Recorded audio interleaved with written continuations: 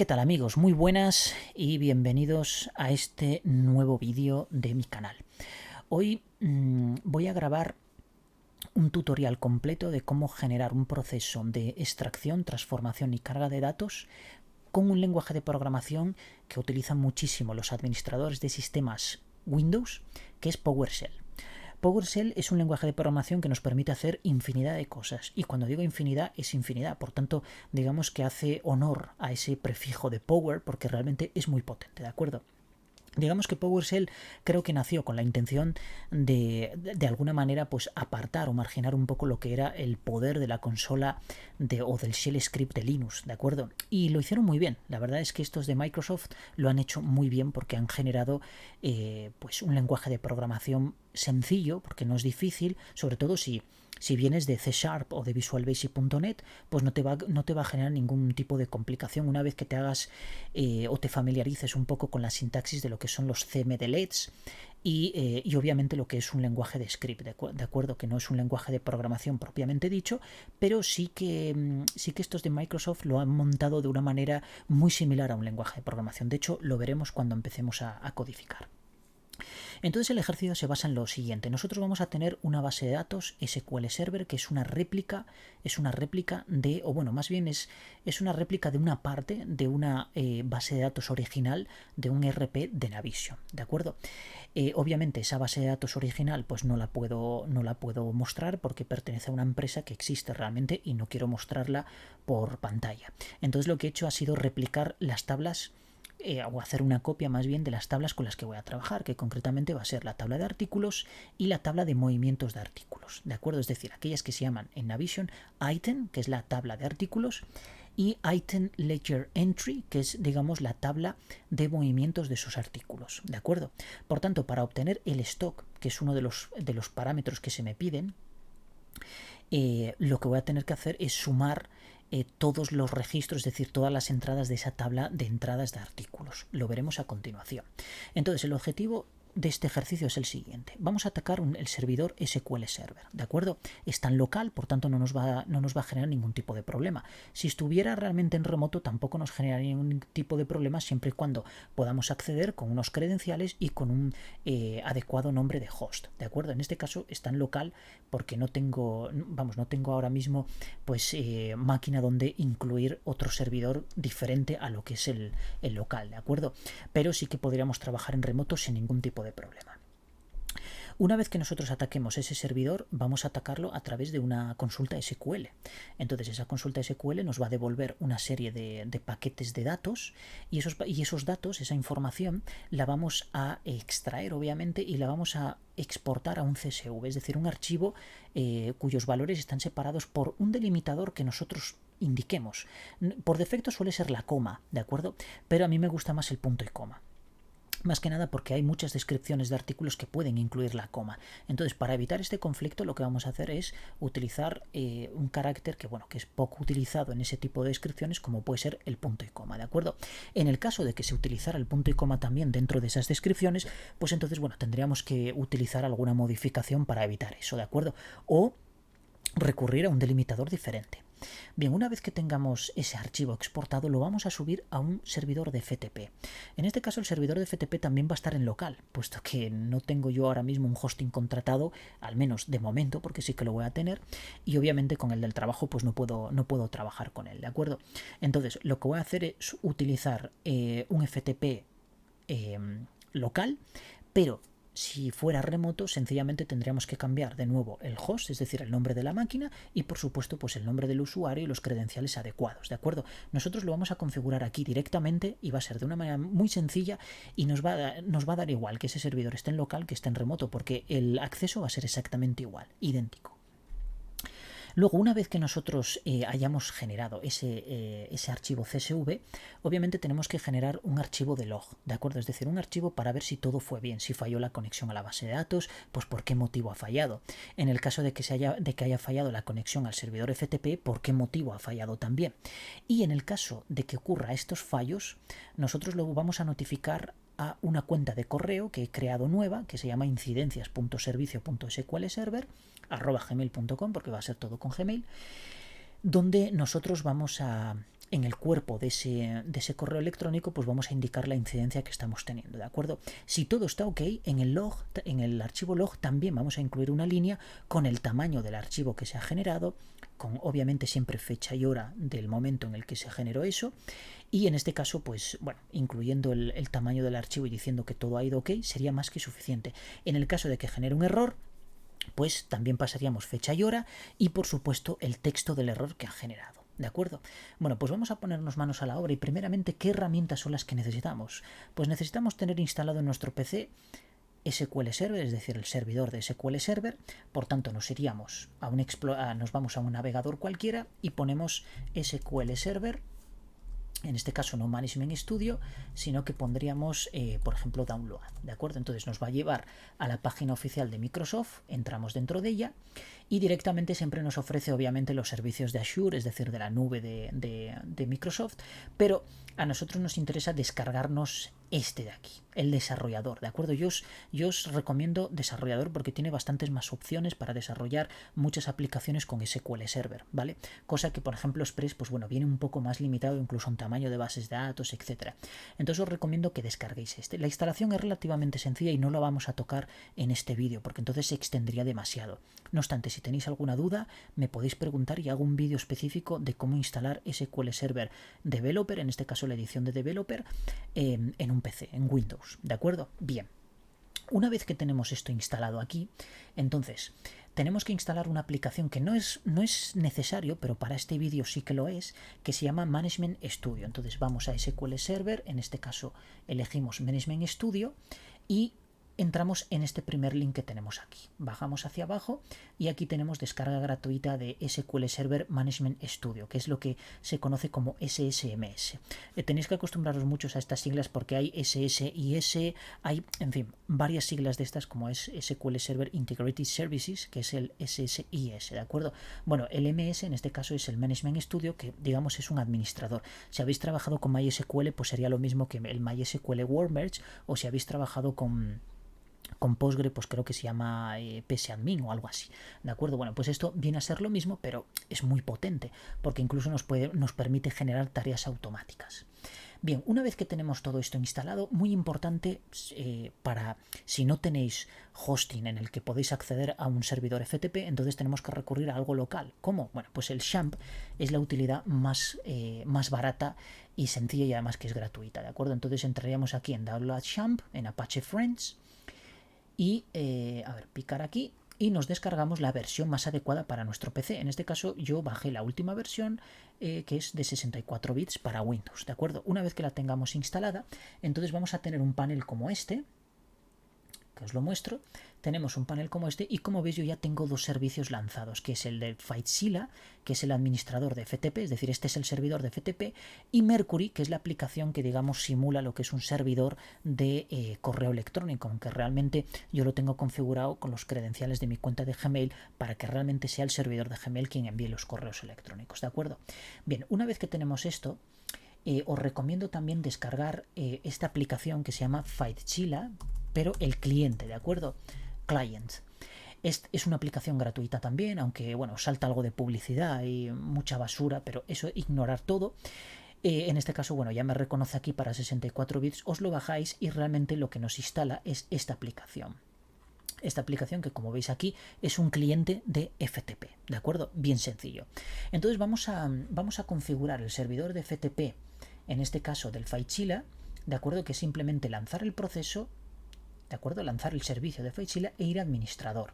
Nos sale esta pantallita. Bueno, esta pantallita lo que está apuntando es a la IP 127.0.0.1, que es la que se corresponde con nuestro localhost, y luego por defecto no tiene ningún tipo de password. Se lo podéis incluir. En este caso esto no va a afectar para la conexión de FTP. Lo que realmente va a afectar es el paso que vamos a hacer a continuación, que va a ser de dar de alta el usuario a través del cual vamos a poder acceder a nuestro servidor FTP y por supuesto esa carpeta compartida.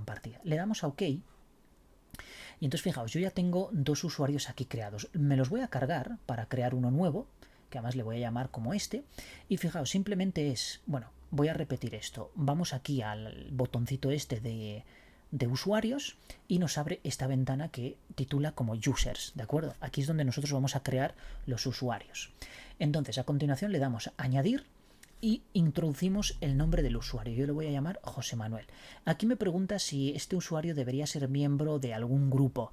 Como no tengo ningún grupo creado, que en este caso los crearíamos aquí, que en este otro botón donde aparecen dos usuarios, como yo no tengo ningún grupo creado, lo ignoramos, ¿de acuerdo? Y le damos a OK. Dice que no puede introducir un usuario porque ya existe. Bueno, esto creo que no lo eliminó bien, porque... bueno, claro, no lo eliminó porque no le di a OK. Perfecto, entonces volvemos aquí otra vez y ahora le doy a añadir nuevo usuario. Ponemos José Manuel, ignoramos esto del grupo de momento, ¿de acuerdo? Le damos a OK y entonces ahora vamos a configurar este usuario. Primeramente vamos a ponerle un password, ¿de acuerdo?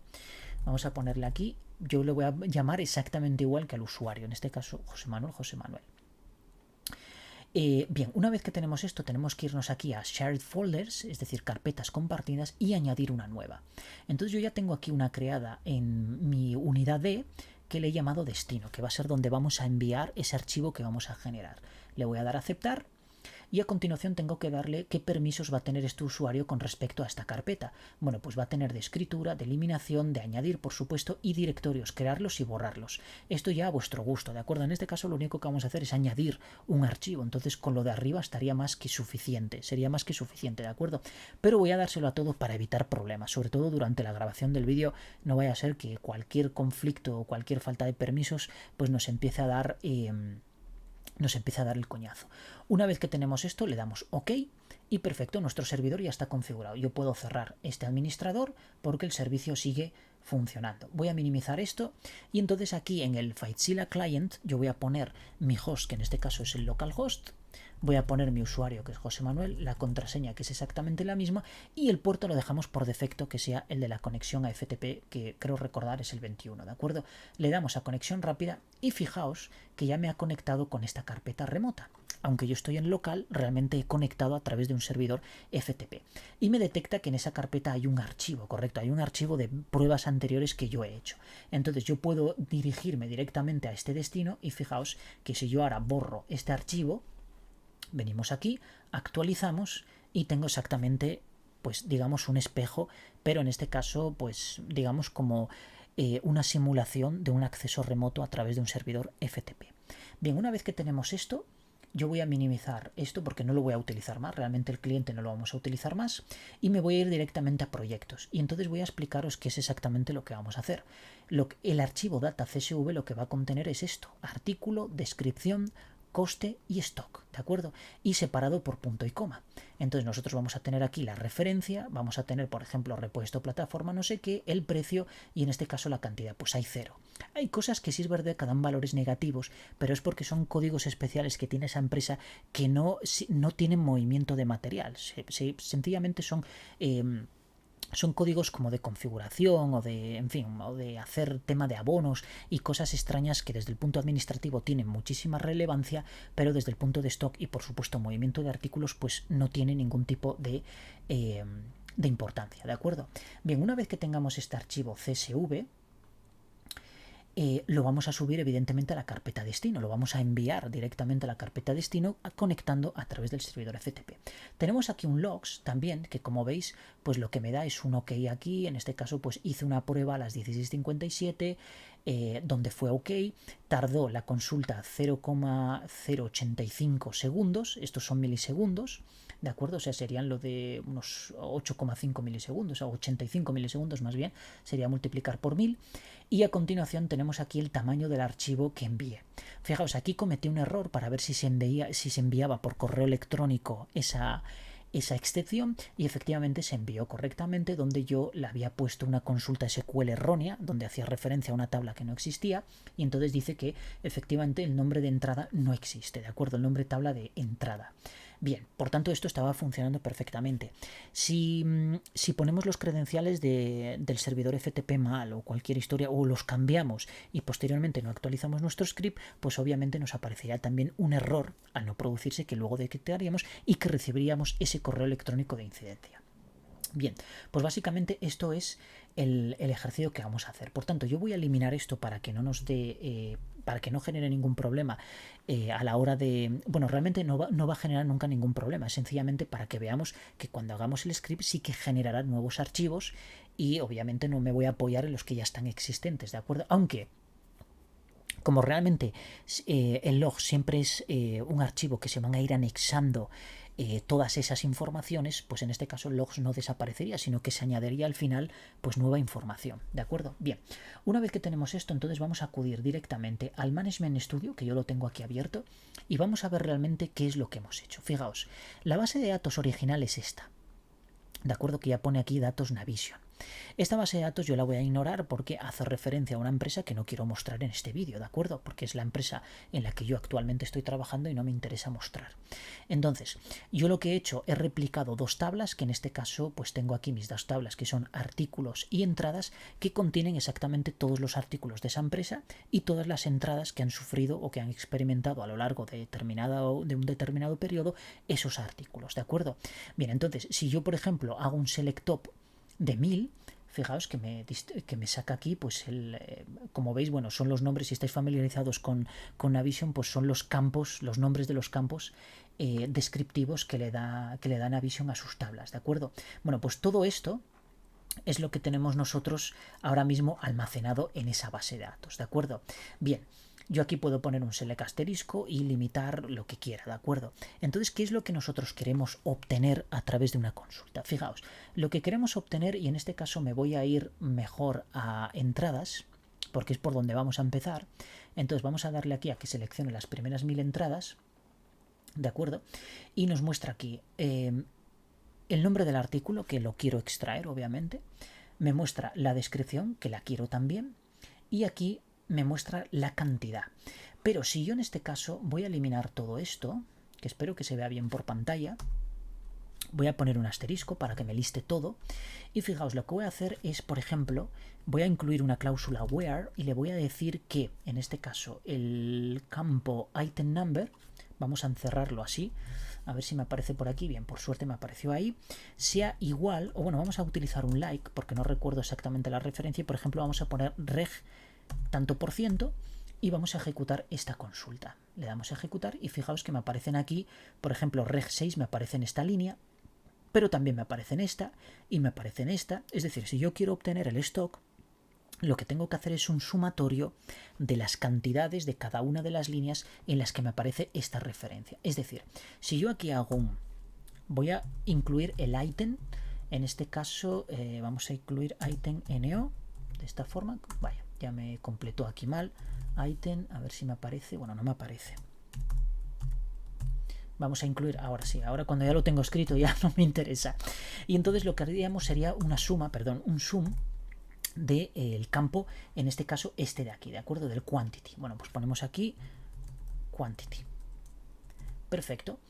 Entonces, a continuación tenemos que agrupar, porque un agregado sin una agrupación no me va a funcionar, ¿de acuerdo? Entonces lo que tengo que hacer es una agrupación. Bueno, esa agrupación la tengo que hacer aquí, entonces ponemos group by, y a continuación ponemos el item, a ver si ahora me lo reconoce, perfecto, el item number, ¿de acuerdo? Bien, una vez que yo tengo esta consulta creada, si yo ahora la ejecuto, fijaos que ahora solo me salen las referencias una sola vez, ¿de acuerdo? Yo podría ordenar obviamente por item number, podría hacer un order by, de forma que me saliera, pues fijaos, order by, yo puedo poner aquí el item number y volver a ejecutar esta consulta. Y ahora me sale, pues bueno, con este orden tan específico porque estoy filtrando aquí por el where, ¿de acuerdo? Entonces si ahora pulsamos con F5, fijaos que ahora ya me sale, bueno, esto empieza por un carácter extraño, pero fijaos que el 01, que es ese código que os decía especial y da una cantidad negativa, y hay varios códigos, pero luego ya son todo cantidades enteras, ¿de acuerdo? Que podría ser alguna negativa, porque hay RPs que permiten tener cantidades negativas en stock, y luego de forma que vayan llegando los pedidos de compra, pues ese stock se va actualizando, ¿de acuerdo? Y se va restando además aparte del stock que entra. Pero la mayoría de ellos, pues bueno, como veis, son positivos, ¿de acuerdo? Obviamente nosotros podríamos darle aquí pues un nombre, en este caso podríamos poner stock, que esto es lo mismo. Esto es lo mismo que si pongo as stock, ¿de acuerdo? Es el alias, pero en este caso pues el lenguaje Transact SQL me permite hacer esto, ¿de acuerdo? Si el nombre que yo quiero darle a este campo contiene varias palabras separadas por un espacio en blanco, pues entonces tengo que encerrarlo entre corchetes, ¿de acuerdo? Tal cual está esto. Bien, una vez que tengo esto, pues bueno, nada, ejecuto esta consulta y fijaos que ahora ya me aparece un nombre. Por ejemplo, item number, pues es ridículo que aparezca esto. Bueno, pues ahora como voy a utilizar, por ejemplo, bueno, vamos a ponerlo en inglés mejor para que aparezca todo. Bueno, stock me parece bien, entonces aquí no necesito los corchetes. Aquí iba a escribir artículo con tilde, pero en este caso, bueno, vamos a poner item, lanzamos y aquí tengo mi item y mi stock. Bien, ya tengo calculado el stock, es decir, lo único que he hecho ha sido un agregado y una agrupación, ¿de acuerdo? Bien, entonces ahora yo lo que quiero obtener aquí además es la descripción y obtener el precio. Bueno, la descripción yo puedo obtenerla aquí directamente, pero en este caso incluso este ítem no lo necesito porque solo necesito este campo, ¿de acuerdo? Que me devuelva nada más y tampoco necesito ordenarlo. De hecho, cuando utilice la subconsulta no me va a permitir utilizar la cláusula order by, ¿de acuerdo? Sí group by, pero order by en este caso no.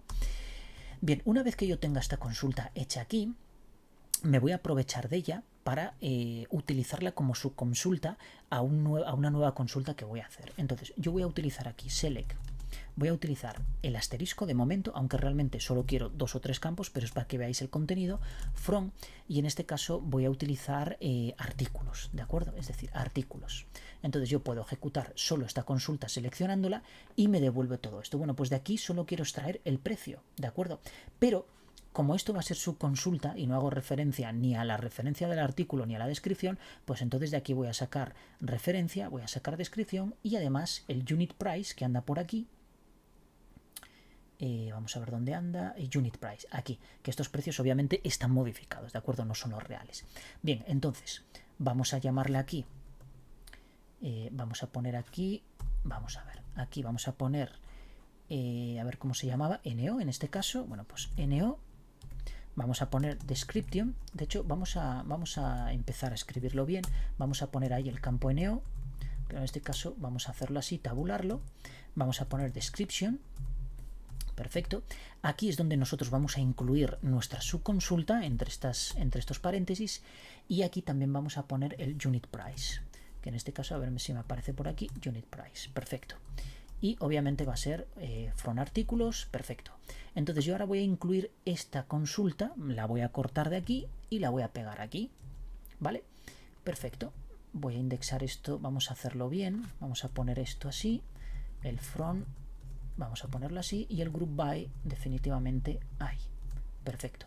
Bien, sin embargo, aquí tengo que hacer, obviamente esto así no va a funcionarme, ¿de acuerdo? Tengo que poner una cláusula where aquí.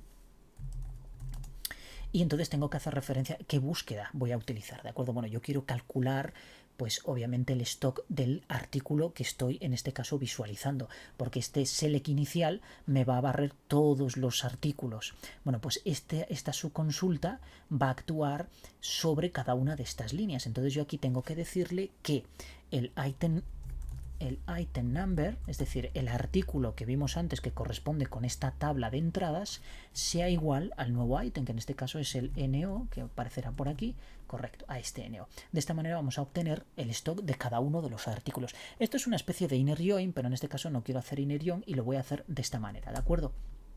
Perfecto. Una vez que tenemos esto, entonces vamos a eliminar todo lo que sobre y sí vamos a darle un nombre a esto, que en este caso va a ser stock. Y esto de aquí lo podemos evitar, ¿de acuerdo? Entonces tenemos NO, que le vamos a llamar item, pero aquí vamos a poner esto así, no vaya a ser que con ese espacio, o sea, con este subguión nos dé problemas. Esto vale, me parece bien, description, y esto stock. Y por supuesto a esto, pues en vez de unit price, le vamos a poner, por ejemplo, price directamente, ¿de acuerdo? De esta forma. Bien. Vamos a ejecutar esto y vamos a ver qué resultado nos da. Ejecutamos y fijaos que nos da, por ejemplo, aquí pues el ítem está correcto, la descripción está correcta. Vemos que los artículos, pues en este caso no se repite ninguno. Vemos el stock calculado, que da exactamente lo mismo que nos daba en la consulta anterior. De hecho, si ejecutamos esta interior, bueno, claro, aquí tenemos la cláusula while, no nos va a dejar porque nos va a dar error de que no existe este campo. Bueno, en este caso ahora no podemos verlo, pero ya os digo yo que el stock está correcto, ¿de acuerdo? Y el precio por cada uno de los artículos, que no sé si os disteis cuenta, pero el primero, este que empieza por exclamación, tenía un precio de 174 y aquí vuelve a tener exactamente el mismo precio, es decir, esto lo hemos hecho bien. Sin embargo, hay muchas referencias que nos dan null porque no tienen, son materiales que no tienen stock metido, ¿de acuerdo? Es decir, no existe stock. Entonces eso nosotros podemos decir que todos aquellos campos que sean null, pues que nos devuelva, por ejemplo, un 0, ¿de acuerdo? Y esto es muy fácil hacerlo aquí en Transact SQL porque es utilizar la función isNull. Y entonces yo voy a incluir esta consulta SQL o esta subconsulta y sencillamente le voy a decir aquí que en el caso de que no sea null, pues me dé un 0, ¿de acuerdo? Entonces fijaos, yo vuelvo a ejecutar y ahora ya no hay nulls, pero sí que tienen valores 0. Había por aquí cosas que tenían null y ha desaparecido todo, ¿de acuerdo? Y el resto no ha cambiado. Obviamente no tiene por qué cambiar. Estos decimales tan largos que nos da es lo habitual porque, fijaos, en estas tablas estos decimal tienen 38 elementos para la parte entera y otros 20 para la parte decimal. Quizá a mí eso no me interese. Entonces yo lo que puedo hacer es, en cierta manera, convertir eso de forma que me salga ya la consulta un poco más limpia, ¿de acuerdo? Ya aprovechando que Transact SQL nos permite hacer ese tipo de conversiones. Entonces, por ejemplo, vamos a ver, el precio... Yo podría hacer aquí un cast. No, perdón, el precio no. Inicialmente este stock de aquí, este is null, ¿de acuerdo? Que me devuelve 0. Pues yo podría, concretamente esta suma de aquí, mejor, para que me devuelva ya este valor, yo podría hacer un cast y decirle que me lo devuelva como entero, ¿de acuerdo? Y de esta forma no voy a tener ningún tipo de problema con respecto a esto. Es decir, simplemente me va a convertir esto a entero. Fijaos el cambio del resultado. Ahora me devuelve números enteros. ¿Por qué? Porque básicamente no hay parte decimal. Este sí que tenía parte decimal, ¿de acuerdo? Pero como es este código especial que nos da una cantidad exagerada negativa y que no tiene ningún tipo de relevancia desde el punto de vista de movimiento de material, pues entonces nos da igual, ¿de acuerdo? Todo el resto yo os aseguro de que tiene parte entera. En este caso, el tipo de material que trabaja esta empresa.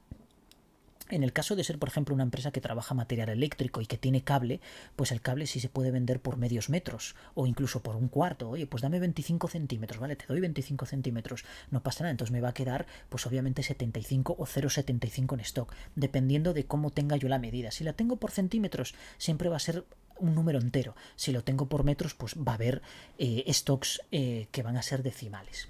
En este caso todo es entero, ¿de acuerdo? Porque, por ejemplo, pues, no sé, un clip no se puede partir, un mango tampoco, una barandilla tampoco, en fin, son elementos que no se pueden partir.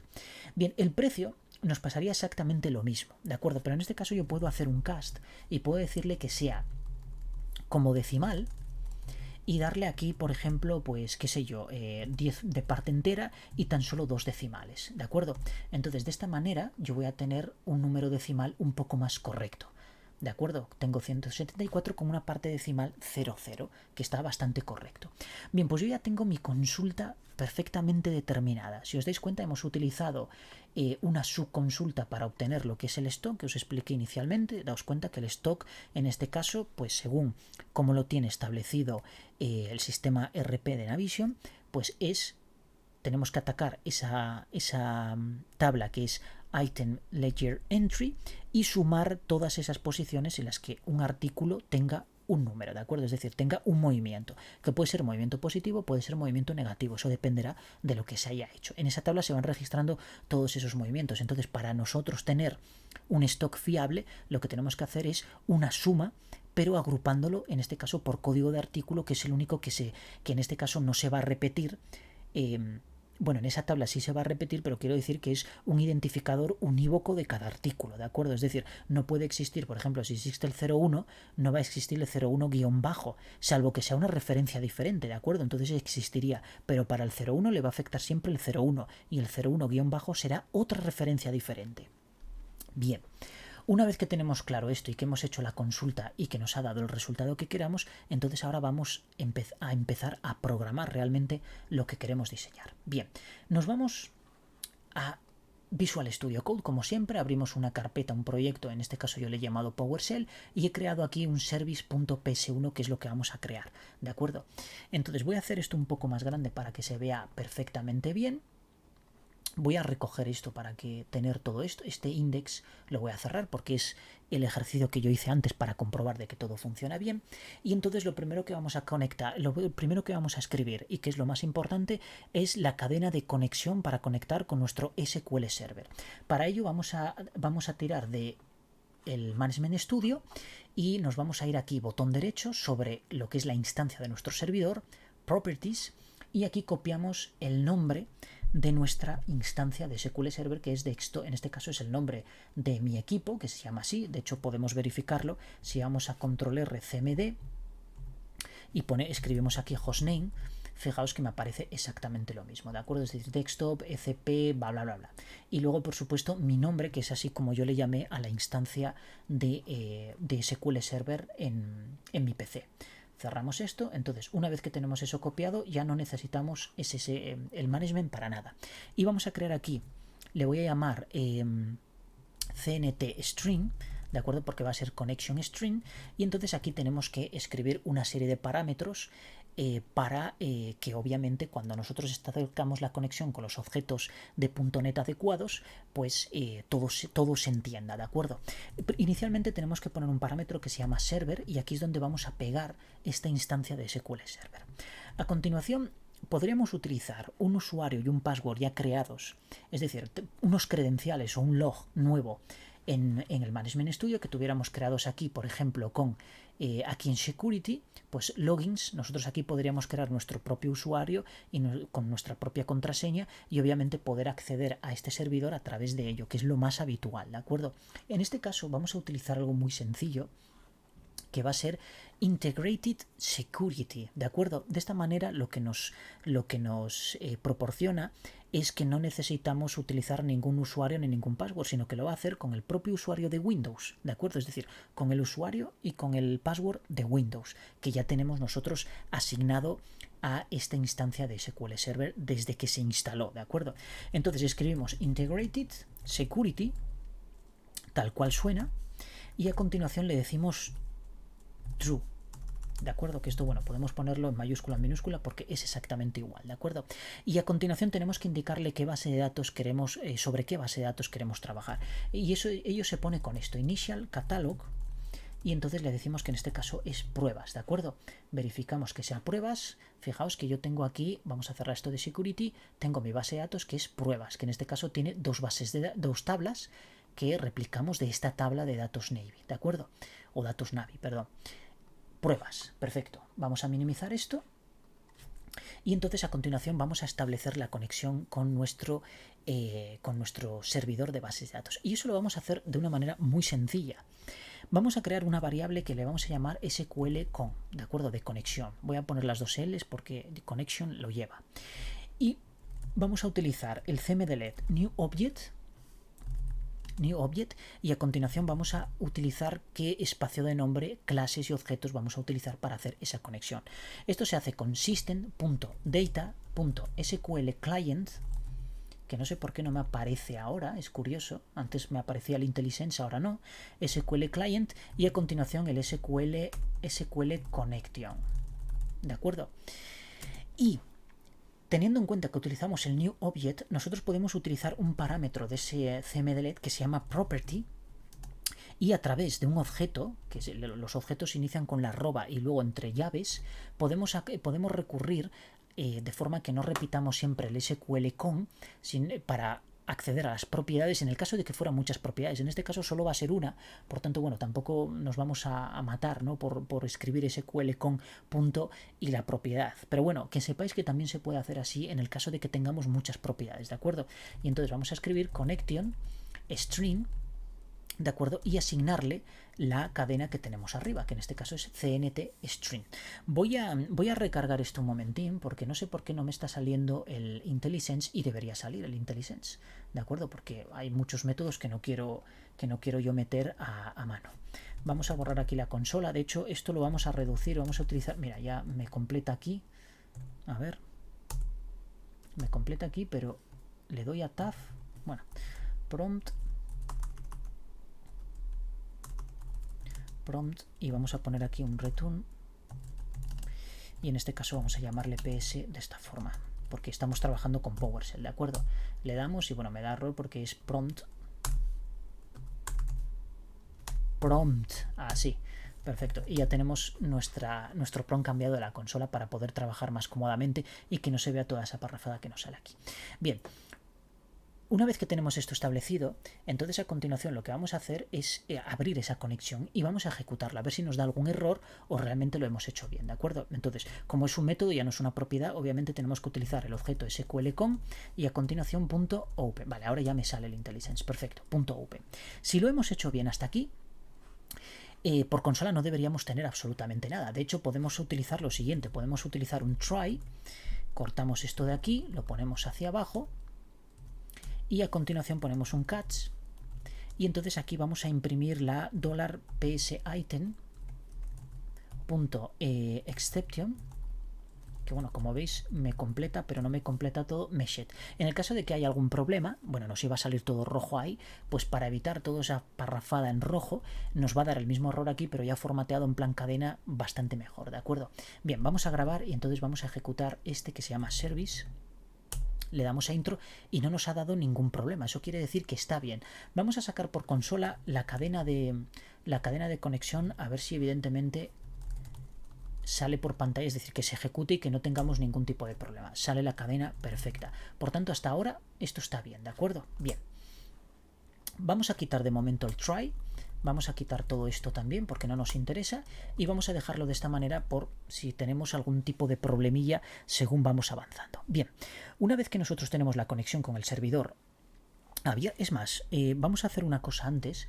Fijaos que si yo, por ejemplo, trato de conectar con una base de datos que no existe, voy a poner aquí otra.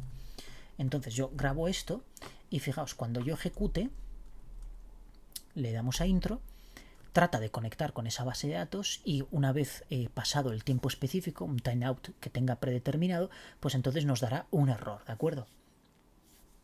Fijaos, aquí me da una excepción porque al intentar abrir con open, pues bueno, le dio un error porque obviamente aquí no lo dice, sí, lo dice aquí, no se puede abrir la base de datos otra, básicamente porque no existe, ¿de acuerdo?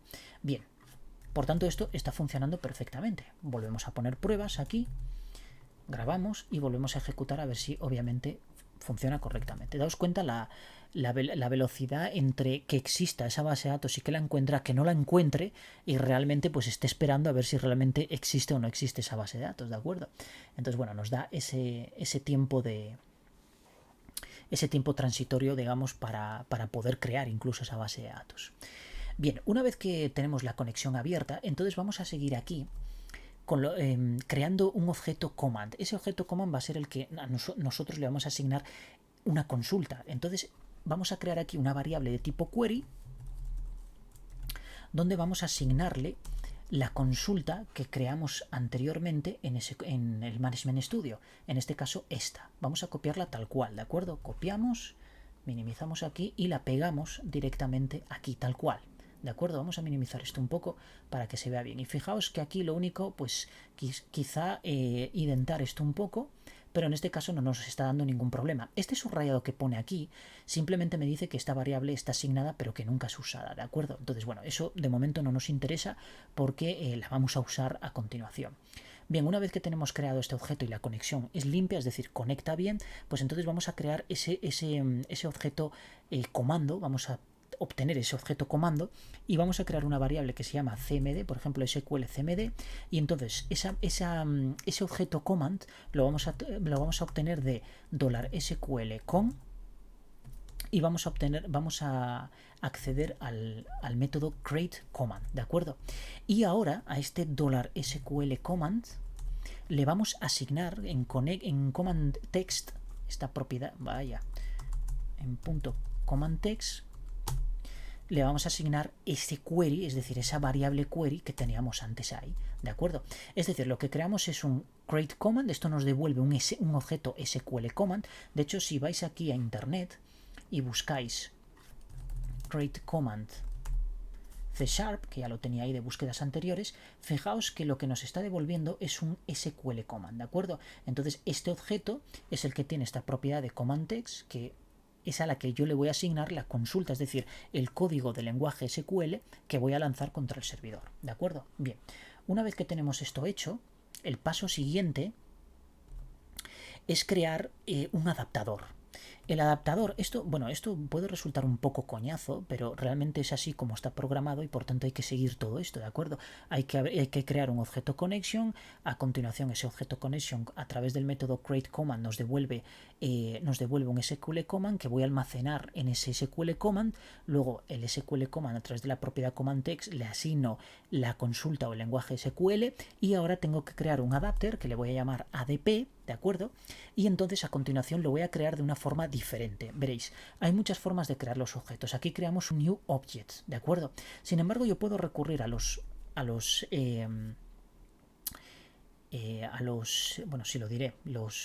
paréntesis estos cuadrados o corchetes, perdón, que no me salía la palabra, corchetes, y a continuación utilizar system, es decir, todo el ecosistema, ¿no? de clases y de espacios de nombre que voy a utilizar de esa clase, en este caso hasta llegar al adaptador, pues es system.data, que me aparece aquí, .sql client, que aquí lo tengo, y por último el SQL, en este caso adapter, SQL data adapter, ahí lo tengo. ¿De acuerdo? Y con dos puntos yo ahora puedo utilizar el método new y sencillamente pues pasarle, en este caso tengo que pasarle ese SQL command al adaptador, ¿de acuerdo? Entonces tengo que pasarle esta variable SQL cmd. Bien, una vez que tengo esto yo ya tengo mi adaptador creado, en este caso lo hemos creado de una manera diferente, podría haber utilizado esto mismo, ¿de acuerdo? El new object tal y en una propiedad que en este caso se llama, creo que connection command o connection string o algo así, pues asignarle este $cmd, ¿de acuerdo? Yo lo hago ya directamente en el constructor. Bueno, perdón, no hay una propiedad. Realmente utilizaríamos lo siguiente. Utilizaríamos el new object,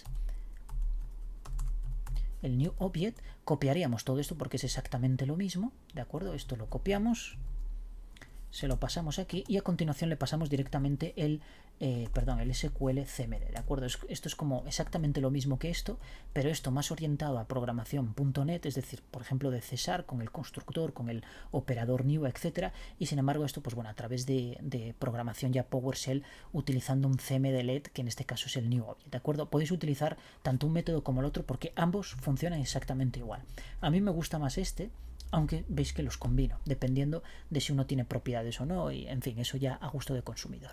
Bien, una vez que tenemos el adaptador y que hemos creado y que le hemos pasado este SQL command, pues entonces a continuación lo que vamos a utilizar es, vamos a crear un dataset, que es donde vamos a almacenar toda la información que extraemos de esa ejecución del lenguaje SQL.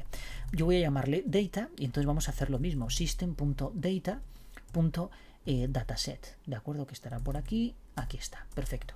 Hacemos new, en este caso no le vamos a pasar ningún parámetro porque no lo necesita, y luego utilizamos el método fill, que nos aparecerá por aquí, del adaptador, y le pasamos aquí data, ¿de acuerdo? De esta manera lo que va a hacer es devolvernos, es decir, va a extraer toda esa información de la consulta y este método fill lo que va a hacer es almacenarlo en este objeto dataset. Fijaos, si grabamos y ejecutamos esto, le damos a Service, nos sale aquí 3960. Curiosamente un número. ¿Qué puede ser esto? Bueno, si nosotros nos vamos aquí al Management Studio y hacemos un select count asterisco from artículos y ejecutamos exclusivamente esto con control F5, bueno, no sé si estoy aquí, a ver, ejecutamos, fijaos que nos salen 3960, es decir, ¿eso qué quiere decir? Que ha extraído 3960 registros de la consulta que nosotros le hemos lanzado, ¿de acuerdo? Bien, no queremos que aparezca eso por pantalla, entonces para que no aparezca por pantalla sencillamente utilizamos el pipe y a continuación le decimos out null, que aparecerá por aquí, out null, ¿de acuerdo? De esta forma ya cuando yo ejecute esto, porque no quiero que me aparezca nada por pantalla, fijaos, si ahora lanzamos el script ya no aparece nada por pantalla, ¿de acuerdo? Ese 3960, la forma de eliminar, en este caso fill, si nos vamos a internet otra vez y ponemos, esto pertenece al adaptador, por tanto podemos poner fill adapter C#, ¿de acuerdo? Entonces nos saldrá por aquí el método fill del data adapter. Y fijaos que este método fill, que toma como parámetro un dataset, que fue lo que le pasamos, devuelve un entero y concretamente ese entero que devuelve, que es un int32, pues dice el número de filas agregadas o actualizadas, bla, bla, bla. Es decir, lo que se ha almacenado en el dataset, ¿de acuerdo? Que es justo lo que queríamos. Perfecto. Bien, pues entonces ya tenemos ahí todo, ya tenemos todo aquí. Entonces ahora, fijaos, pongo data tables, la propiedad tables, y yo le digo 0 y me va a listar absolutamente todo lo que muestre esa base, esa consulta que yo he hecho. Como es una consulta bastante tocha, yo lo voy a ejecutar igualmente, pero si os fijáis no vamos a ver nada porque aparece aquí, pues bueno, toda una auténtica barbaridad, ¿de acuerdo? Entonces lo que podríamos hacer sería utilizar .rows y decirle que me imprima nada más, por ejemplo, que la fila 0, o cambiar aquí y decirle pues un top 1, y de esta manera pues me va a devolver solo el primer registro. Entonces yo voy a eliminar esto, grabo, vuelvo a ejecutar esto y fijaos que solo me devuelve el primer registro, ¿de acuerdo? No me devuelve ningún otro más. Perfecto. Entonces ahora lo que quiero es que este resultado me lo almacene en un archivo CSV. Para ello entonces voy a crear una variable aquí, de hecho la voy a crear aquí fuera del try porque realmente no es necesario. Voy a crear un local file, voy a crear un local file y le voy a decir que en este caso sea d2.proyectos, ¿vale? Y en este caso le vamos a llamar al archivo data.csv, ¿de acuerdo? Bien, una vez que tenemos esta variable aquí, entonces en este, que es el que es tables 0 indexado como 0, contiene toda la información que me devuelve ese SQL que hemos lanzado contra el servidor.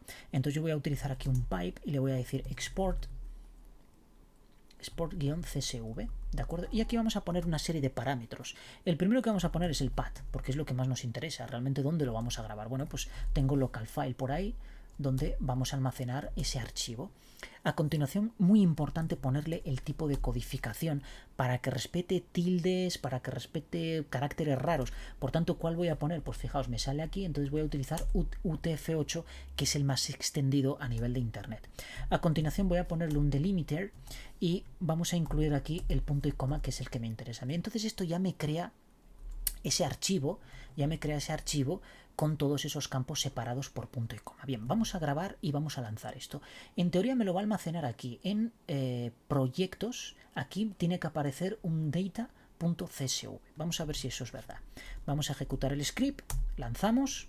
No vemos que haya cometido ningún error, de hecho no salió nada por pantalla, y aquí vemos un data.csv. Lo abrimos y fijaos que me dice, claro, efectivamente habíamos puesto un top 1, por tanto aparece nada más que la cabecera y el único registro que aparece de nuestro SQL, por eso fue tan rápido, ¿de acuerdo? Sin embargo, me aparece aquí algo que no me interesa, una almohadilla type system.data.dataRow. ¿Esto qué quiere decir? Bueno, eso es un espacio de nombres y una clase de .NET y no me interesa que eso aparezca ahí. Entonces, como por defecto sí que aparece, aquí vamos a poner un punto noType information, ¿de acuerdo? Grabamos, vamos a hacer otra cosa, vamos a quitar el top 1 de aquí, quitamos esto de aquí para que salga todo y a continuación volvemos a ejecutar. Le damos a service.ps1, vamos a nuestra carpeta, clicamos aquí y fijaos que ha desaparecido esa almohadilla, lo que fuera, y a continuación me aparece todo lo que yo quiero. Y fijaos en algo muy importante, válida con tilde,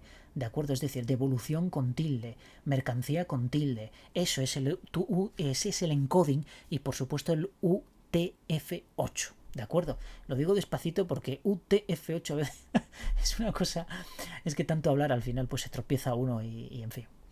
Bueno, una vez que tenemos esto grabado aquí con data.csv, vamos a proseguir. Es decir, ¿qué queremos hacer ahora? Bueno, supuestamente lo queremos enviar por FTP. Es decir, yo quiero que este archivo pase a esta carpeta destino. Bien, pues vamos a empezar a crear aquí cosas. Lo primero que tenemos que crear es una serie de variables, en este caso FTP user, y yo le voy a llamar aquí, bueno, pues el usuario que creamos al inicio de este vídeo, que le habíamos llamado José Manuel, ¿de acuerdo? También vamos a crear un FTP PWD, que en este caso es el password, y le habíamos llamado exactamente igual. Y por supuesto, una carpeta remota, que en este caso le vamos a llamar remote file, donde vamos a hacer referencia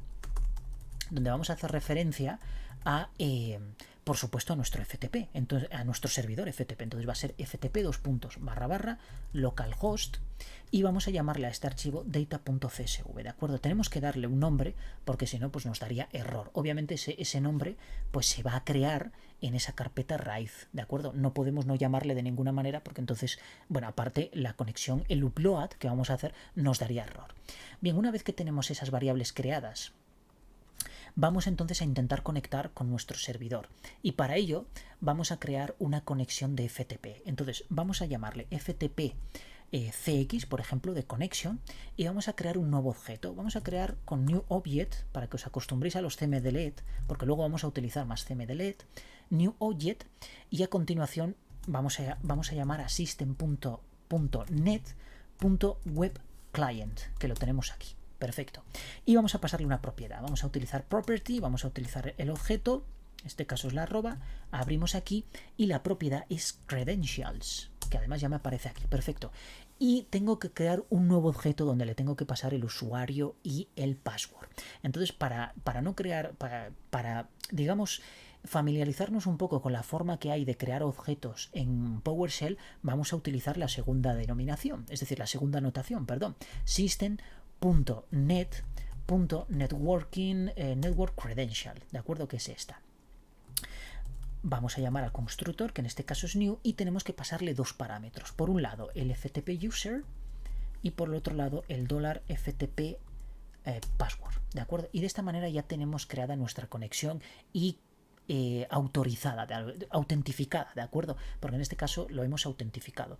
Y a continuación lo único que tenemos que hacer es utilizar el método, perdón, cx.upload, en este caso es upload file. ¿Y qué nos va a pedir aquí? Bueno, pues nos va a pedir la ruta del archivo remoto y la ruta del archivo local. En este caso hemos utilizado remote file y por supuesto $local file. ¿De acuerdo?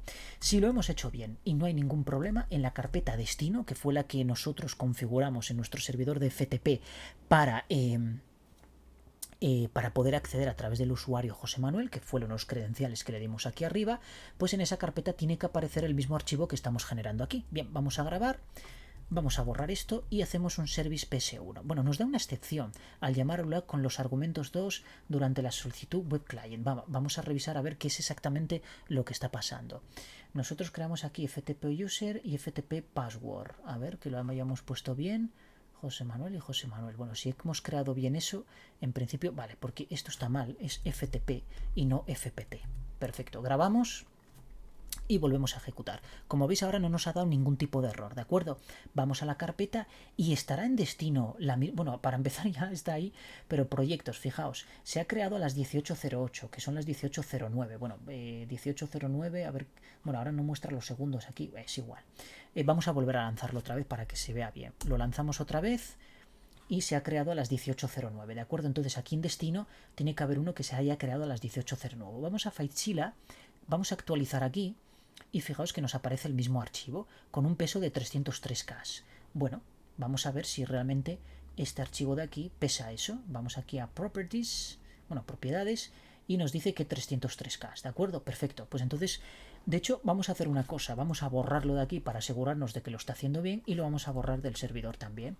Vamos a ir aquí a FileZilla, vamos a actualizar, perfecto. Volvemos aquí a proyectos, bien, entonces vamos a lanzar nuestro programito de nuevo. Nos vamos aquí, aquí aparece creado ahora a las 18:09 y en destino creado a las 18:09. Es decir, tenemos un archivo, actualizamos aquí y aparece en el servidor. Tenemos un archivo en local y por supuesto también lo tenemos, que aunque el servidor esté en local, pero realmente está en una carpeta remota. ¿De acuerdo? Bien, algo importante en este tipo de procesos es controlar los tiempos. ¿De acuerdo? Entonces nosotros, ya que tenemos aquí este try, vamos a hacer una cosa aquí, esto lo vamos a indexar hacia ahí, perfecto, de esta manera queda más bonito, ¿de acuerdo? Para saber que está dentro del try. Entonces nosotros vamos a crear aquí, que bueno, esta, no, sí, aquí correcto, pensé que era la cadena de conexión, no, la cadena de conexión con el SQL, aquí está, cadena de conexión y el query, bien, eso no nos interesa porque son variables, ¿de acuerdo? Pero aquí, que es donde se crean los objetos, donde hacemos la consulta, la conexión con el servidor, donde hacemos la carga del archivo, esto va a llevar un tiempo, entonces nosotros vamos a crear un temporizador, en este caso vamos a acceder a system.diagnosis, aquí está, diagnostics, punto, y en este caso se llama ¿cómo se llama? Stopwatch, perdón, stopwatch. Perfecto, aquí lo tenemos. Y vamos a crear una instancia de él. Vamos a llamarle timer de temporizador. Perfecto. Y vamos a iniciarlo aquí con su método timer.start. Perfecto. Vamos a terminarlo aquí. le hemos llamado timer.stop. ¿De acuerdo? Y entonces ahora vamos a poder acceder a ese tiempo. Nosotros vamos a crear un archivo de log. De hecho, vamos a crear aquí una variable que le vamos a llamar logs. Y esta va a estar en d2.proyectos.logs.txt. ¿De acuerdo? Este va a ser el archivo de logs que va a contener pues todas esas incidencias o todos esos procesos que se van a ir haciendo, esté bien o esté mal. Entonces nosotros aquí vamos a crear un mensaje que en este caso le vamos a llamar OK, porque si ha llegado hasta aquí es que todo ha salido bien, ¿de acuerdo? Si no, pues entraría dentro del bloque catch y entonces ahí haremos otro tipo de operaciones. A continuación vamos a imprimir la fecha, muy importante, saber exactamente cuándo se ejecutó eso. Entonces getDate nos devuelve exactamente la fecha y la hora, ¿de acuerdo? Entonces vamos a poner la fecha en que se ejecutó y por supuesto la hora en la que se ha ejecutado este comando, ¿de acuerdo? Vamos a separar esto así con una flechita y a continuación lo que vamos a poner es el tiempo que ha invertido todo este proceso, ¿de acuerdo? Es decir, vamos a comprobar a ver si el servidor está muy sobrecargado en el caso de que esto sea un tiempo mucho mayor que otro tipo de consultas anteriores. Porque incluso podríamos establecer una estadística en relación a esos tiempos para ver si necesita una mejora pues en actualización de memoria, un procesador más grande, hacer un equipo redundante para tener varios servidores, etcétera, etcétera. En este caso, pues vamos a extraer a ver cuánto tiempo nos ha llevado eso. Y esto lo extraemos de la siguiente manera, con el timer, punto, y en este caso ponemos la propiedad elapsed. Pero para que esto funcione aquí, vamos a encerrar esto entre paréntesis y ahora sí elapsed, ¿de acuerdo? Porque si fuera solo $timer, pues las dobles comillas sí que nos permiten tener este tipo de variables porque al final se van a extender, es decir, las va a extender, va a sustituir ese dólar lo que sea por el valor correspondiente a esa variable, pero cuando son propiedades y tenemos que poner este punto ya se pierde aquí el intérprete y no sabe realmente pues qué es una variable o qué es una propiedad, y aquí pues obviamente lo único que extendría sería $time, pero $time nos va a dar referencia a un objeto de tipo stopwatch, ¿de acuerdo? No nos va a dar el resultado del elapsed, que en este caso pues es un valor numérico, ¿de acuerdo? Bueno, valor numérico no me hagáis mucho caso. En este caso es posible que sea, a ver, vamos a ver qué es lo que da, porque es posible que sea un objeto watch y es punto elapsed. Sí, pero no me lisé con esto, elapsed. Picamos aquí y en este caso lo que nos devuelve un timespan, correcto. Ese es el tipo de objeto que nos devuelve, ¿de acuerdo? Tipo de valor más bien. Un timespan que si picamos aquí, pues bueno, tiene una serie de propiedades, en fin, cientos de cosas que ahora mismo pues no vamos a utilizar, obviamente. Pero sí que esto nos va a sacar aquí pues la hora, los minutos, los segundos e incluso los milisegundos, que esta consulta va a durar milisegundos, ¿de acuerdo? Bien, una vez que tenemos esto, vamos a ver el tamaño del archivo que estamos subiendo nosotros a ese servidor, ¿de acuerdo? A ese servidor FTP. Y para ver eso, fijaos, vamos a hacer un ls aquí y vemos que aquí tenemos una propiedad de tipo length. Entonces yo puedo hacer un ls y a continuación, fijaos, ls.length, si lo escribo bien, de forma que me obtenga nada más, bueno, en este caso, claro, tengo que poner aquí, por ejemplo, un filter y decirle que me devuelva, por ejemplo, el index.ps1 nada más, ¿de acuerdo? Entonces ahora sí que me va a devolver el tamaño 2106. Yo esto a su vez puedo dividirlo entre 1 kilobyte, ¿de acuerdo? Y fijaos que me devuelve, pues en este caso son 2K lo que ocupa ese archivo, ¿de acuerdo? A continuación yo esto podría, encerrándolo siempre entre paréntesis, utilizar un método toString e indicarle aquí una cadena de formateo. Por ejemplo, solo quiero 2 decimales, ¿de acuerdo? De esta forma. Le doy a intro y fijaos que me devuelve 2,06.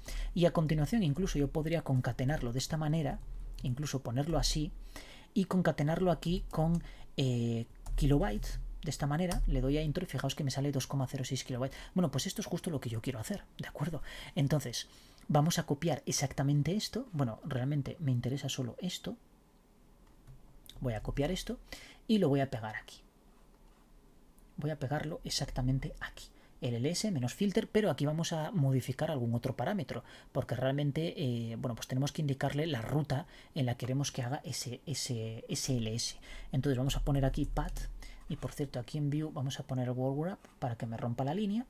Y le voy a indicar que sea de /proyectos, que es donde yo quiero que me haga el el SLS. Y este filter, en vez de esto, lo que va a hacer es el data.csv.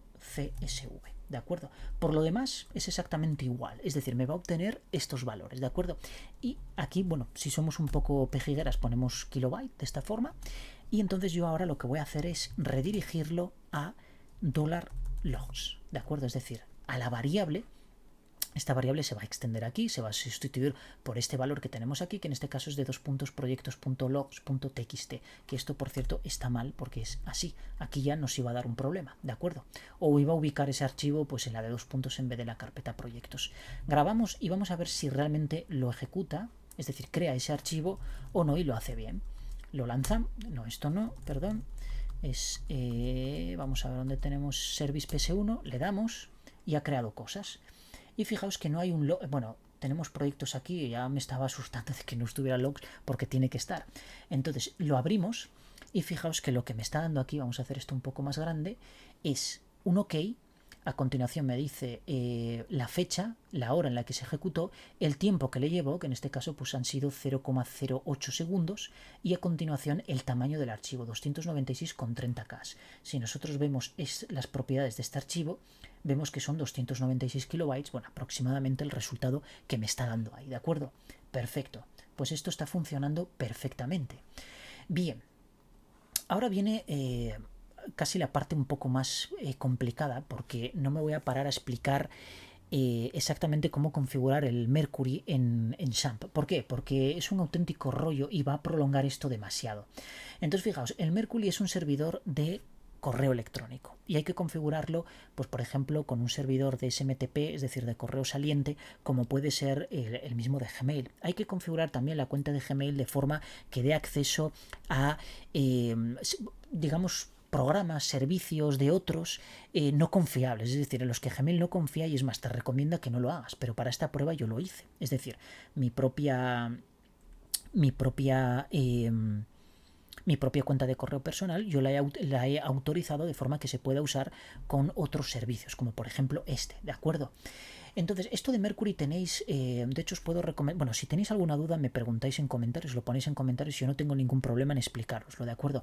Pero hay tutoriales ya hechos por internet donde os explican cómo configurar Mercury, porque no es sencillo, la verdad es que es un poco rollo configurar esto, hay que ir al administrador. Dentro del administrador pues tenemos aquí que configurar todo esto, el SMTP server, el POP3 server, el SMTP client, entre también los usuarios locales, de forma que bueno, pues tengamos aquí los usuarios que se correspondan con los que vamos a conectar, etcétera, etcétera, ¿de acuerdo? Y esto lleva un poco más de tiempo que el FTP server, entonces no me quiero enrollar demasiado ni le quiero dedicar, y ya os digo, lo más importante aquí es esta ventana, que es donde nosotros vamos a ver el correo saliente, si realmente está preparado, está pendiente y completo, que es que ya ha llegado. Y luego ya pues ver en Gmail, que lo tengo aquí, la cuenta activa, que es esta, si realmente aquí llega el correo o no, ¿de acuerdo? Bien, pues entonces vamos con ello. Ya os digo, os recomiendo, o si os interesa, buscáis por YouTube cómo configurar Mercury y ahí tenéis un mogollón de vídeos de cómo configurarlo, ¿de acuerdo? Y obviamente si tenéis los credenciales de un hosting que trabajéis vosotros con él y que podáis manejarlo, de estos hosting que se pagan 50 euros al año y tenéis servidor de correo, servidor de FTP, servidor de bases de datos, servidor Apache, tenéis de todo, absolutamente todo, pues bueno, es muchísimo más sencillo, ¿de acuerdo? Configurarlo. En este caso es local y lo vamos a utilizar porque es una forma muy sencilla de ver esto, ¿de acuerdo? Bien, me voy a cargar esto de aquí, aunque bueno, lo voy a recortar porque seguramente lo utilizaremos. Y yo voy a crear una variable aquí de errores, ¿de acuerdo? Y estos errores, lo único que vamos a incluir aquí pues es sencillamente que se ha producido un error en el caso de que se haya producido. Vamos a indicar también getDate, es decir, cuándo se ha producido. Vamos a poner las flechitas exactamente igual y luego sí es muy importante indicar qué error, es decir, el texto del error. Bueno, pues esto es exactamente lo que acabo de cortar de ahora. Es decir, esta variable que aquí podemos utilizar esto, psitem, que suena bastante mejor, o incluso esta, es la misma variable, ¿de acuerdo? Es esa variable que nos pasa, variable interna, que contiene esos datos de error de excepción. Entonces, bueno, podéis utilizar esta o la otra. A mí, sinceramente, me gusta más esta, ¿de acuerdo? Es más aclarativa.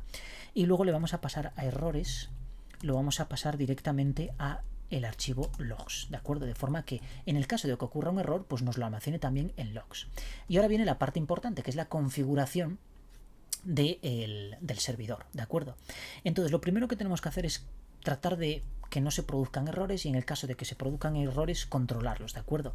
Por ejemplo, podemos decir aquí, fijaos, podemos poner aquí no se pudo enviar una notificación por mail. Tampoco vamos a ser mucho más concretos y lo vamos a incluir directamente en la ruta de logs, ¿de acuerdo? Es decir, en el archivo de logs. Sencillamente cuando falte esto, a esto os lo podéis correr mucho más, yo no voy a entrar en más detalles, podemos poner ahí el error, obviamente podríamos concatenar de nuevo esta variable, pero bueno, no vamos a entrar más en eso, sencillamente extenderos con el texto lo que queráis, ¿de acuerdo? De hecho podríamos esto mismo concatenarlo aquí, poner 2 puntos, tendríamos que utilizar esto así y aquí incluir esto, ¿de acuerdo? En el caso de que fallara esto, bueno, pues que nos diga realmente por qué ha fallado, ¿de acuerdo? Porque al ser un nuevo try y un nuevo catch, pues este PS item hace referencia al último catch, es decir, al último error. Y entonces aquí vamos a utilizar un CMDL que se llama send mail message, que lo tenemos aquí, mail message, y hay que poner varios parámetros, ¿de acuerdo? Entonces vamos a incluir todos esos parámetros a continuación. Fijaos, lo primero que tenemos que poner es un from. Ponemos un from y yo voy a poner mi correo personal, es decir, josemanuel79 gmail.com. Luego, ¿a quién lo quiero enviar? Yo he creado una cuenta específica de Gmail para que no se vea el contenido de mi bandeja de entrada, obviamente, que va a ser incidencias. De hecho, voy a copiarlo de aquí porque me está resultando un coñazo copiar todo esto. Entonces me lo voy a copiar de aquí y lo voy a pegar aquí. Incidencias.servicio.tal. Bien, ahora para seguir con un orden un poco específico, pues yo voy a poner aquí esta comilla invertida que me permite romper una línea en varias, ¿de acuerdo? Entonces vamos a seguir aquí con esta sangría y a continuación vamos a poner el siguiente parámetro que es el subject. Bueno, pues aquí podemos poner incidencia en la transferencia de stock, por ejemplo, que es lo que estamos viendo, ¿de acuerdo? Bien, ponemos otra comilla y a continuación otro parámetro que en este caso es el body. Aquí en el body yo voy a pasar errores, es decir, esa variable, porque fijaos que esto bien lo podía haber pasado directamente a logs aquí sin utilizar esta variable intermedia, pero bueno, para tener la fecha, para tener todo esto concatenado, pues ya lo tenemos de esta manera, ¿de acuerdo? Muy importante ahora, el servidor, obviamente, y por supuesto la codificación, en este caso el encoding, porque lo vi ahora, si no ni me acordaba, este encoding, y aquí vamos a poner UTF-8, de forma que el texto que nos aparezca en el cuerpo del correo, pues las tildes y todo eso las respete, ¿de acuerdo? Y aparezcan. Entonces esto de la codificación es muy importante. Y a continuación, teniendo en cuenta la configuración que yo tengo, sencillamente aquí podemos poner un SMTP server y decirle directamente localhost, ¿de acuerdo? De esta manera me va a enviar un correo electrónico a esta cuenta de aquí y va a venir de esta. Obviamente esta pues es de un usuario normal. Aquí tendría que poner, pues no sé, incidencias@gmail.com, lo que fuera, ¿de acuerdo? Y enviarla directamente a esta cuenta de correo. Pero como esto es todo interno, es decir, no lo va a ver ningún cliente, sencillamente lo vamos a ver pues los administradores de sistemas o los técnicos que trabajen con este tipo de operaciones y de actividad, digamos, de control de errores, pues me da igual que aquí sea una cuenta de usuario personal o no, pero bueno, esto normalmente como va a estar todo dentro de un ecosistema empresarial, pues las cuentas estarán ya establecidas para eso, ¿de acuerdo? Y no se llamará José Manuel 79, sino que se llamará, pues eso, incidencias, soporte, info, lo que sea, ¿de acuerdo? Bien, pues una vez que tenemos eso, ya tenemos perfectamente configurado nuestro servidor. En el caso de que no fuera tan fácil, que no fuera localhost y yo tuviera que tirar de un servidor de terceros, entonces aquí tendría que crear un objeto credentials, ¿de acuerdo? Y aquí pasarle una propiedad más que se llama credential, que no veo yo por aquí. Bueno, tiene que haberla, hay una propiedad que se llama credential o credentials, no recuerdo exactamente bien, pero esto lo voy a dejar para que vosotros analicéis y, bueno, indaguéis un poco más. Si tenéis alguna duda me lo comentáis, ¿vale? Porque yo ya conecté con un servidor remoto y obviamente pues tuve que crear el objeto credencial, pasárselo aquí e incluso pasar algo más. Bueno, aquí ya sé por qué no me está detectando lo de credentials, porque aquí tengo que poner esta comilla o sencillamente ponerlo aquí. Fijaos, ahora sí ya detecta credential, ¿de acuerdo? Y aquí pondríamos un objeto credentials, por ejemplo cred, ¿vale? Y También tendríamos que poner un use SSL en el caso de que, bueno, pues estuviéramos utilizando un SSL, es decir, un acceso seguro, ¿de acuerdo? A ese servidor. E incluso un port, que en este caso pues podría ser el 587, que normalmente suele ser el que trabajan con el que trabajan todos los servidores que implementan precisamente esa seguridad, ¿de acuerdo? En este caso, como estamos utilizando un localhost y yo ya lo tengo vinculado y todo esto está establecido a través del Mercury, pues entonces no lo necesito, pero en el caso de necesitarlo, pues tendría que hacer esto, ¿de acuerdo? Bien, una vez que tenemos esto, entonces yo ahora tengo que simular un error y ver a ver si realmente conecta y me llega ese correo a esta cuenta de incidencia servicio SQL Server, que es concretamente la que tengo aquí, ¿de acuerdo? La que tengo aquí abierta. Vamos a ello.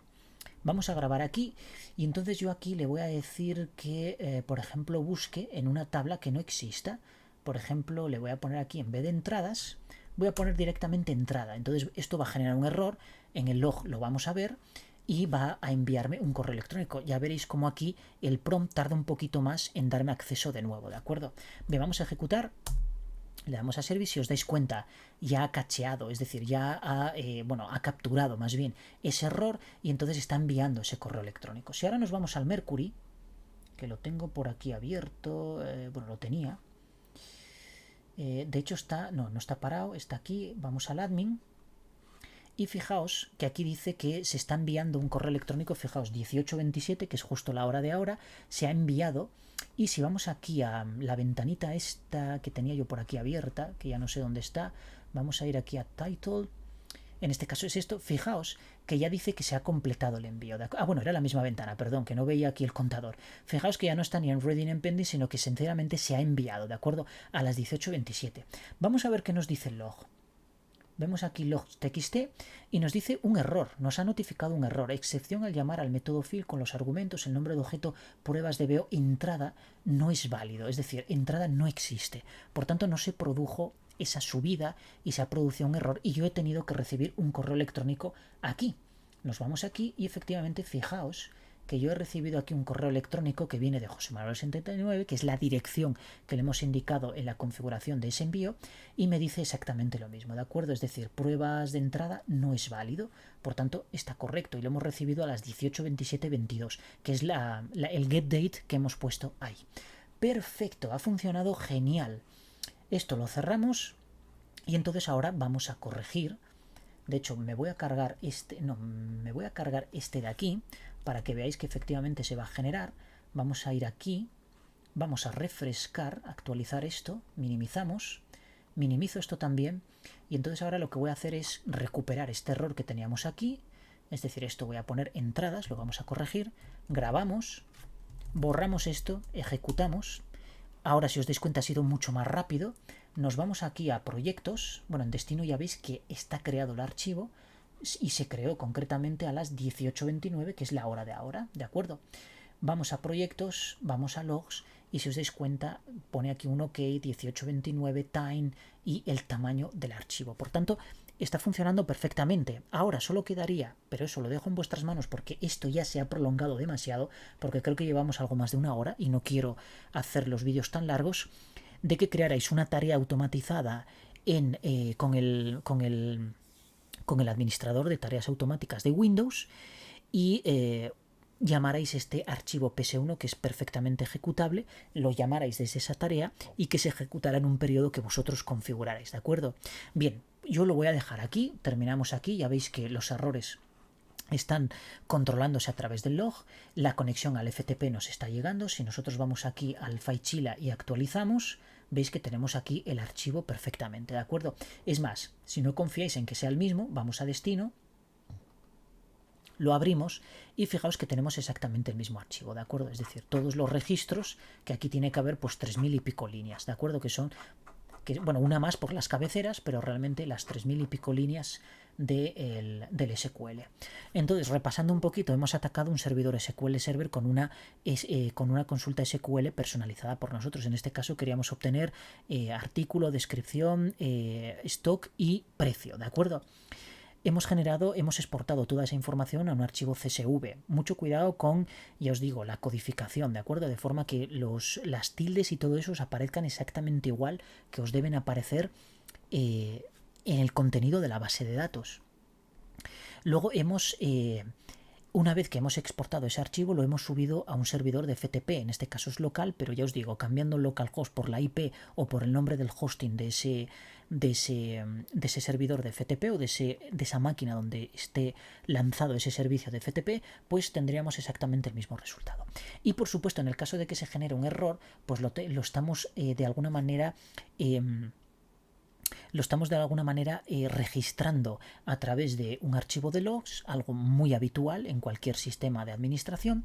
Y en el caso de que se genere un error muy pesado, ¿de acuerdo? Un error muy chungo, como por ejemplo fallo de base de datos, fallo de servidor, no existe esa tabla, se ha cambiado el nombre de algo, pues entonces enviamos al administrador un correo electrónico, que en este caso tenemos configurado Mercury de forma que sea esto casi automático, ¿de acuerdo?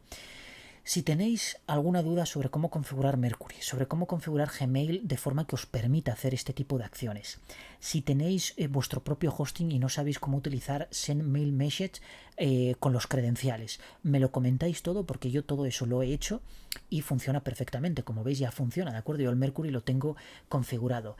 Si tenéis cualquier tipo de duda con respecto a esto, me lo ponéis en comentarios y yo hago un vídeo o lo solucionamos por correo electrónico como vosotros veáis, ¿de acuerdo?